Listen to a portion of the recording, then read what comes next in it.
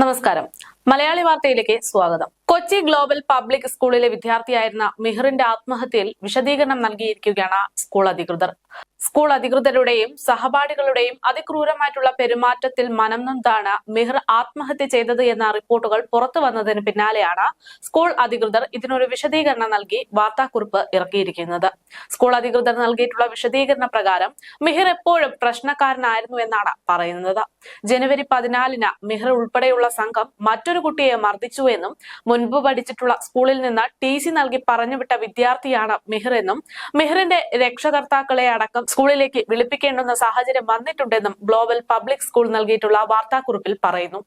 അതേസമയം റാഗിംഗുമായി ബന്ധപ്പെട്ട് ആരോപണ വിധേയരായിട്ടുള്ള വിദ്യാർത്ഥികൾക്കെതിരെ തെളിവൊന്നും ലഭ്യമായിട്ടില്ല എന്നും സ്കൂൾ അധികൃതർ ചൂണ്ടിക്കാട്ടി. ആരോപണത്തിന്റെ മാത്രം അടിസ്ഥാനത്തിൽ കുട്ടികൾക്കെതിരെ നടപടിയെടുക്കാനാകില്ല എന്നും സ്കൂൾ അധികൃതർ പറയുന്നു.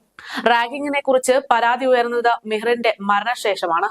അതുകൊണ്ട് തന്നെ തിരക്കിട്ട് നടപടികളൊന്നും കുട്ടികൾക്കെതിരെ എടുക്കേണ്ടതില്ല എന്നതാണ് പോലീസിന്റെ നിർദ്ദേശമെന്നും ഗ്ലോബൽ പബ്ലിക് സ്കൂൾ അധികൃതർ ഈ വാർത്താക്കുറിപ്പിൽ പറഞ്ഞിട്ടുണ്ട്. കുട്ടിയുടെ മാതാപിതാക്കൾ ഉന്നയിച്ചിട്ടുള്ള പരാതിയിൽ തെളിവൊന്നും ലഭ്യമായിട്ടില്ല എന്നാണ് സ്കൂൾ അധികൃതർ പറയുന്നത്. ആരോപണ വിധേയരായിട്ടുള്ള കുട്ടികൾക്കെതിരെ നടപടി സ്വീകരിക്കാൻ തെളിവില്ല എന്നും ഗ്ലോബൽ പബ്ലിക് സ്കൂൾ അധികൃതർ ആവർത്തിക്കുകയാണ്.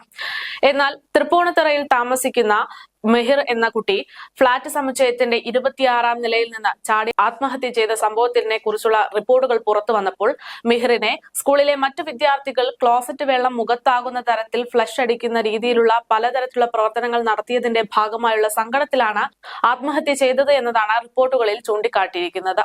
അത് മാത്രമല്ല, നിറത്തിന്റെ പേരിലും മിഹിറിനെ പലരും കളിയാക്കിയിട്ടുണ്ട് എന്നും അതിന്റെ പേരിലും കുട്ടി മാനസികമായി ബുദ്ധിമുട്ടിലായിരുന്നുവെന്നും മിഹിറിന്റെ മാതാപിതാക്കൾ തന്നെ മൊഴി നൽകിയിട്ടുണ്ട്. ജനുവരി 15-നാണ് മിഹിർ ജീവനൊടുക്കുന്നത്.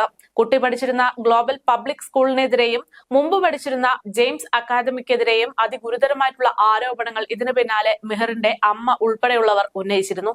ഗ്ലോബൽ പബ്ലിക് സ്കൂളിൽ മിഹിർ റാഗിങ്ങിന് ഇരയായിട്ടുണ്ട് എന്നും ജെയിംസ് സ്കൂളിലെ വൈസ് പ്രിൻസിപ്പലിന്റെ ശിക്ഷാ നടപടികൾ കുട്ടിയെ മാനസിക സംഘർഷ ഇരയാക്കിയെന്നുമാണ് കുടുംബത്തിന്റെ പരാതിയിൽ പറയുന്നത്.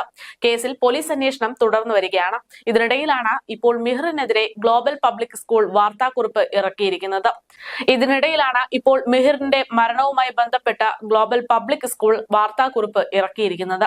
മിഹിർ സ്ഥിരം പ്രശ്നക്കാരനെന്നും റാഗിംഗുമായി ബന്ധപ്പെട്ട് ആരോപണ വിധേയരായ വിദ്യാർത്ഥികൾക്കെതിരെ തെളിവൊന്നും ഇപ്പോൾ ലഭ്യമായിട്ടില്ല എന്നും ആരോപണത്തിന്റെ അടിസ്ഥാനത്തിൽ മാത്രം കുട്ടികൾക്കെതിരെ നടപടിയെടുക്കാനാകില്ല എന്നും റാഗിങ്ങിനെ കുറിച്ച് പരാതി ഉയർന്നത് മിഹിറിന്റെ മരണശേഷമായതിനാൽ തിരക്കിട്ട് നടപടികൾ എടുക്കാൻ സാധിക്കില്ല, അത് ആവശ്യമില്ല എന്നാണ് പോലീസിന്റെ നിർദ്ദേശമെന്നുമാണ് ഗ്ലോബൽ പബ്ലിക് സ്കൂൾ അധികൃതർ വാർത്താക്കുറിപ്പിൽ പറഞ്ഞിരിക്കുന്നത്.